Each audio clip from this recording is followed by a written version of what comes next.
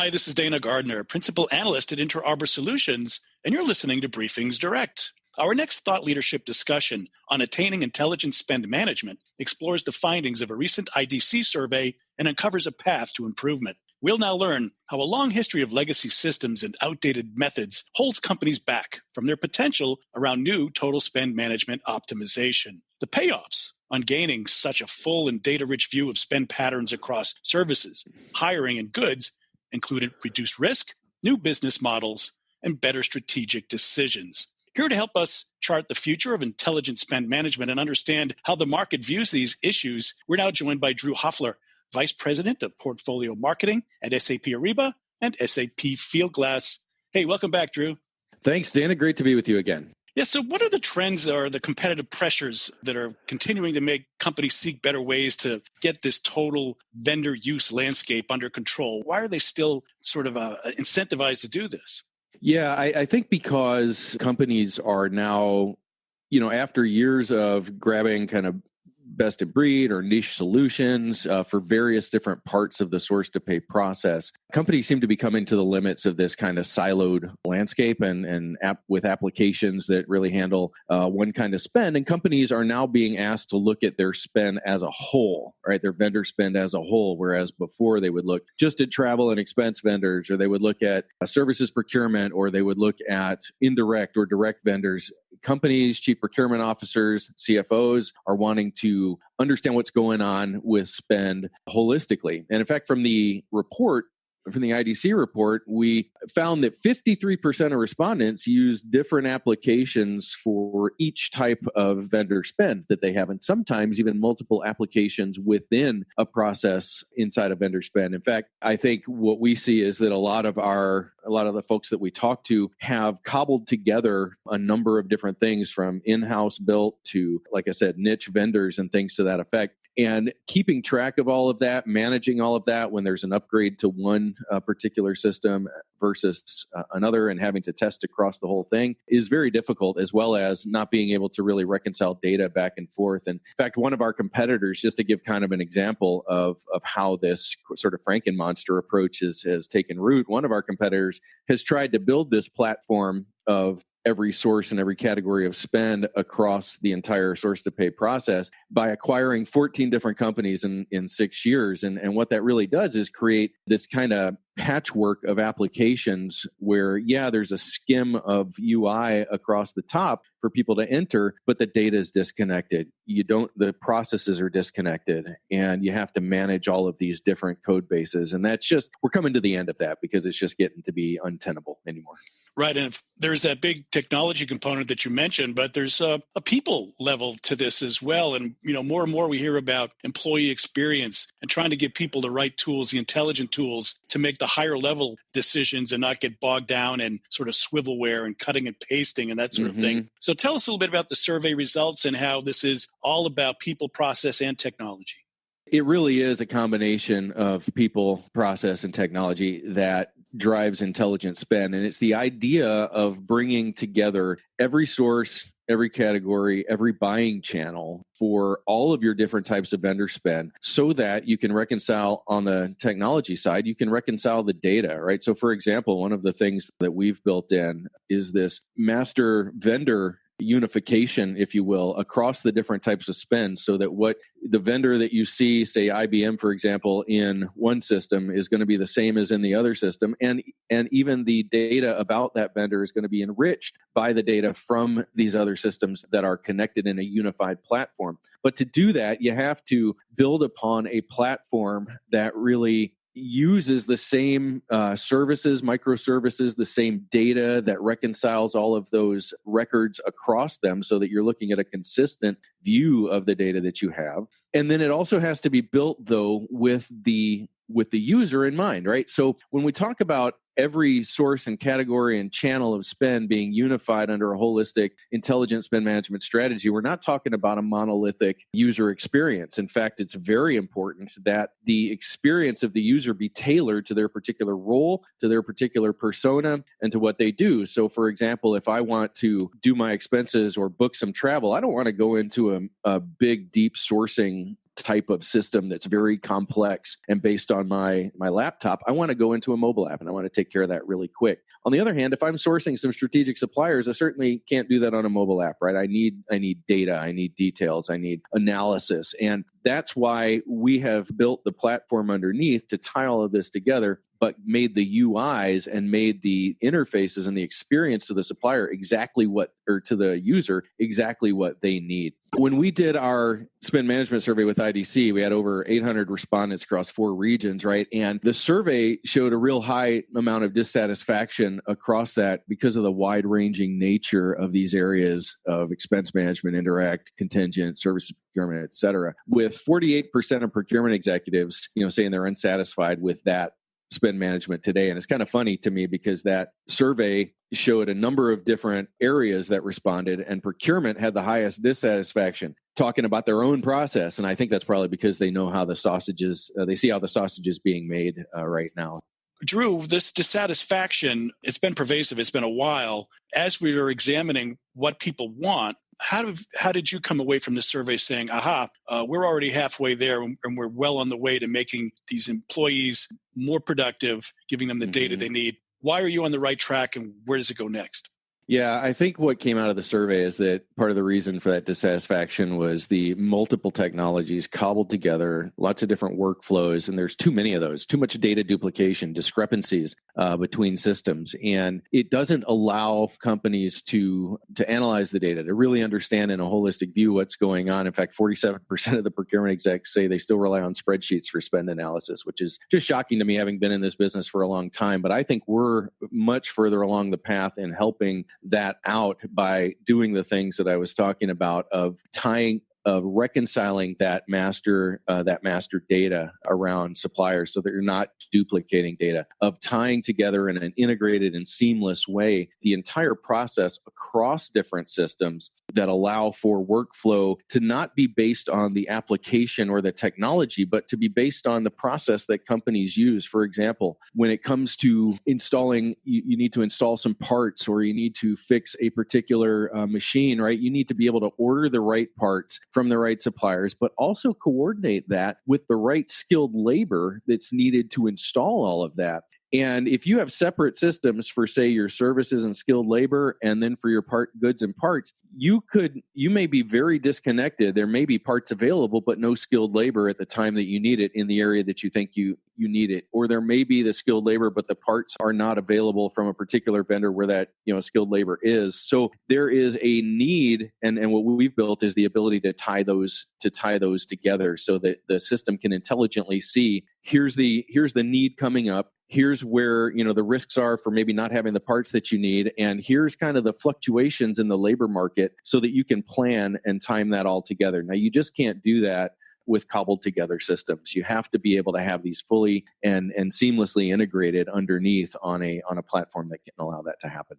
Yeah, Drew, as I listen to you describe where this is going, it so much dovetails with what we hear about the digital transformation of businesses, because you're talking not just about goods and services, you're talking about contingent labor. You're talking about all the elements that come together for a modern business. And they don't all have to be in one brick building in one city. They're definitely distributed, and they sort of have a life cycle of their own. But managing that is the key. So now that we know that we have different moving parts and we have the technology to evaluate them and manage them, how does holistic spend management sort of come in now to elevate what used to be a back office function into more of this digital transformation value? So intelligent spend management really makes it possible for all of these various data points, all of the insights that come from these various data points, by applying algorithms and machine learning and artificial intelligence to look at all of this data holistically. It can pull out patterns of spend across the entire company, across every category, and it allows the procurement function to be really at the nexus of that insight, right? So if you think of all the spend that happens at a company, it's a huge part of their business when you cross direct and indirect and services and travel and expense. And being able to gain those insights into where are the price fluctuations, where are the peaks and valleys in purchasing versus, what the suppliers and their suppliers can provide to me at time. There's just an infinite amount of data and insights that you can gain. And the procurement function is being asked more and more to bring to the table not just the back office operational efficiency, but to bring to the table insights that can feed into the business strategy and the business direction. And it's really hard to do that if you've got,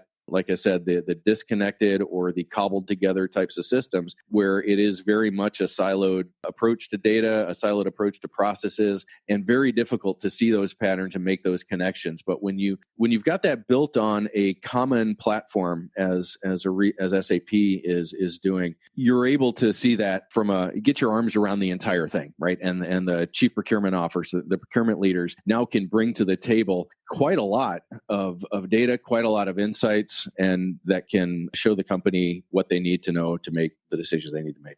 It certainly sounds like the way business is going in general, and you have to start with the building blocks that you have in place. As you're going about this transformation, Drew, what are the benefits you get along the way? So intelligent spend management success has to be sort of proven in order to get the buy-in, and then you get more benefits. So to get that virtuous adoption cycle going, what are the sort of short, medium, and long-term benefits that you're seeing clients get? And were there any findings in the survey that alluded to those success measurements? Well, we find that, for example, that 80% of today's spend manager's time is spent on low-level tasks like invoice matching, purchase requisitioning, vendor management. That's one of the things that came out of the survey. And with the tying together of these systems and the intelligent technologies that are infused throughout, those things can be automated, very much so. And even in some cases, they can become autonomous, right? Freeing up time for more valuable pursuits for the employees to do deeper stuff like that. So, new technologies can help, like APIs for ecosystem solutions, where this is one of the great short-term benefits is that if you're on an intelligent spend management platform like SAP's, part of that platform is a network of partners and a network of suppliers. And you can tap into this ecosystem of partners who have solutions that are aligned with core spend management functions, such as a Celonis, for example, that looks at all of your workflows across the entire process because they're all integrated. It can see the thing holistically and can show you where duplications are happening, show you how to make those processes far more efficient than they are now. And that's something that can be accessed very quickly, right? Longer term, companies can start to see and gain the insights into how they're spending. And like I said before, kind of the ebbs and flows, right, of spending and cost and risk. And they can begin to make better decisions on who to buy from, maybe when something is, when one supplier typically ramps up a little better than another supplier, they can choose who to buy from. They can also, in a longer term situation, start to understand the risks involved with their suppliers. So one of the great things about having an intelligent spend platform is the ability to tie in through that network to other data sets, to other providers who can provide, say, risk information on your supplier and on their suppliers, right? And can see deep into the supply chain and can provide risk analytics and allow you to manage that in a much better way. And that's becoming such a big deal today when there's so much information and social media allows information to pass so quickly. When a company is involved, say, when they have a problem with their supply chain, whether that's reputational or something their suppliers are doing that will damage their brand, or whether that's a disruption in service, that comes out very quickly, and that can very quickly hit the bottom line of a company. And so the ability to moderate those risks, to understand them better, and to put strategies together longer term and short term with that makes a huge difference. And intelligent spend platforms allow that to happen. Right. Intelligent spend management, it seems to me, also allows you to go beyond helping just the bottom line by reducing waste and finding efficiencies. But by really having insight into your entire end-to-end organization, you can start to develop new business models or see where you can start to build out the top line and find business development. So it makes sort of the procurement function not just a back office function that is all about optimization, but you can also now, with intelligence, see where the future business opportunities lie. That's right. You absolutely can. Again, it's all about finding those patterns, understanding, what's happening, getting that deeper understanding. And we've got so much data out there now. We've been talking about this forever in any industry, right? The amount of data that keeps piling up. that having the ability to see that again holistically, have that data harmonized, and then the technological capability to drive into the details and patterns of that data is really important. And one of the things that really drives that in intelligent spend management is a network that has, in our case, 20 years worth of spend data, over 13 trillion lifetime of spend data, and over 3 trillion a year moving in transactions moving through our network. Not only do companies have the technologies that we provide in our intelligent spend management platform to understand their own data, but there is also the capability to take advantage of rationalized data across multiple industries, benchmarks, and things to that effect outside of their four walls. So that's a big part of what's happening right now. If you don't have access into those kind of insights, you're kind of operating in the dark a little bit these days. Are there any examples that come to mind that illustrate some of the major findings from the IDC survey and that also show the benefits of what you've described in terms of this holistic, strategic level benefit when you can add intelligence to your end-to-end spend visualization and understanding? Danfoss, a Danish company, it's a customer of ours that produces heating, cooling, drives, power solutions, things to that effect. Large company.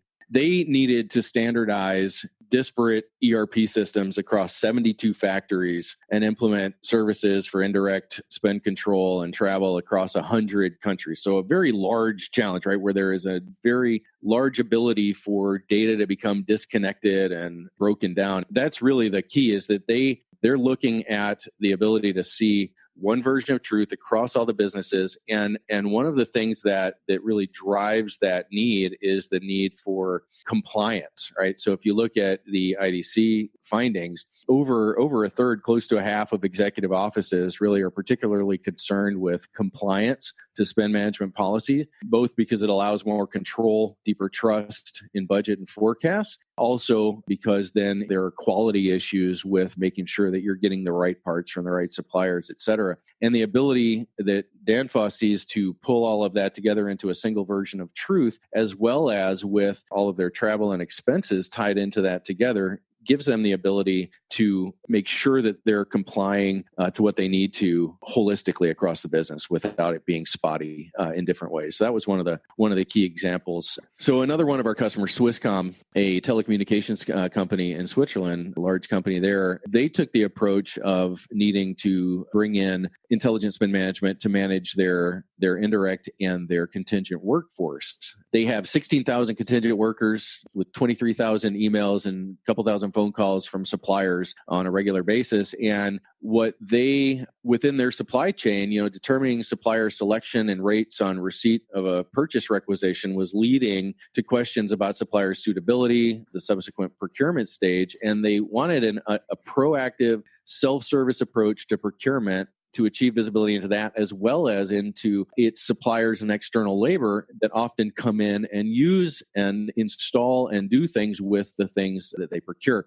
So by moving from a disconnected system to SAP Intelligent Spend offerings, they were able to get cohesive information, a clear view of this process of theirs, which includes consumer, supplier, procurement, and end user. They said that using this user-friendly platform allowed them to quickly reach compliance and usability by all of their employees across the company. Made it very easy for them to do that. They simplified the user experience, and they were able to link suppliers, catalogs very, very closely and achieve a vision of total intelligent spend management using Fieldglass and Ariba particularly to start with. And they said that they have transformed procurement from a reactive processing role to one of proactively controlling and guiding, thanks to uniform and transparent data, which is really fundamental to intelligent spend. Great. Before we close out, let's look to the future a little bit. It sounds like you can do so much with what's available now, but we're not standing still in this business. Right. What comes next technologically, and how does that also combine with process efficiencies and people power, giving people more intelligence to work with? What are we looking for next when it comes to how to further extend the value around intelligent spend management? Yeah, so extending the value of intelligent spend management into the future, it really begins with as we've talked about, the harmonization of data, the integration of processes seamlessly so that it's really process driven. And it doesn't really matter what's below the surface in terms of the technology, because it's all integrated and applied to a process seamlessly and holistically. What's coming in the future, though, on top of that, as we start to, as companies start to take advantage of this more and more, is that more and more intelligent technologies are being infused into different parts of the process. So, for example, chatbots and the ability to for users to interact with the system in a very natural and even natural language way. The not only automation of processes is another example, but the ability to turn some processes into fully autonomous, where the decisions based on the learning of the machines, right, is able to make the decisions for those things that happen all the time, right, that are repeatable, that are where the human element in that, on some of those very detailed and transactional type of processes, the user interaction can become one of oversight and one of exception management, where the autonomous processes take over and manage it, where everything fits inside of the learned parameters, but then brings the human element in to manage that, to change those parameters, and to manage exceptions and the things that fall outside of that. So I don't think there's ever going to be a removal of the human, but the human is now able with these technologies to become far more strategic, focus more on analytics, focus more on managing the issues that need management, and not on these repetitive processes that can be handled by the machine. So that's where, and now when you've got that connected across your entire process, that becomes even more efficient and allows for, like I said, more of that analysis. So that's kind of where it's going. Plus the adding of more ecosystem partners. When you have a network ecosystem on intelligent spend that allows for very easy connections to providers who can augment the core intelligent spend functions with data. So, for example, tax rules and compliance rules and VAT rules through different partners, and payment opportunities through partners like American Express that we have a partnership with, or through Thomson Reuters to add risk data. All of these things can be added, and you'll just see that ecosystem growing more and more to continue to add exponential value to being a part of an intelligent spend management platform. There's going to be more opportunities for people to dig into this and understand it, find the ways that it makes sense for them to implement, because it varies from company to company. What are some ways that people can learn more details short term and maybe through some large events coming up? Yeah, there's a lot coming up. Of course, you can always go to Ariba.com or SAP.com and find out about our intelligent spend management offerings. Ariba will be having, along with Fieldglass, will be hosting our live conference in Las Vegas in March. And so tons and tons of content there, lots of opportunity to interact with other folks who are, in the same situation and implementing similar things, can learn a lot. We're also doing a webinar with IDC to really dig into the details of the survey that we did, coming up in the very early part of this year. And you can find information about that on Ariba.com. And certainly, if you're listening to this after the fact, you can certainly hear the recording of that. And you can come on to Ariba as well, Ariba.com, and download the report. Well, very good. I'm afraid we'll have to leave it there. You've been listening to a sponsored BriefingsDirect discussion on intelligent spend management through the exploration of the findings of a recent IDC survey. And we've learned how payoffs to gaining such a full and data-rich view of spend patterns across services, hiring, and goods include reduced risk, new business models, and better strategic decision-making. So a big thank you to our guest. We've been here with Drew Hoffler, Vice President of Portfolio Marketing at SAP Ariba and SAP Fieldglass. Thanks so much, Drew. Thanks, Dan. Appreciate it. And a big thank you as well to our audience for joining this BriefingsDirect Modern Digital Business Innovation discussion. I'm Dana Gardner, Principal Analyst at Inter Arbor Solutions, your host throughout this series of SAP-sponsored BriefingsDirect discussions. Thanks again for listening, and do come back next time.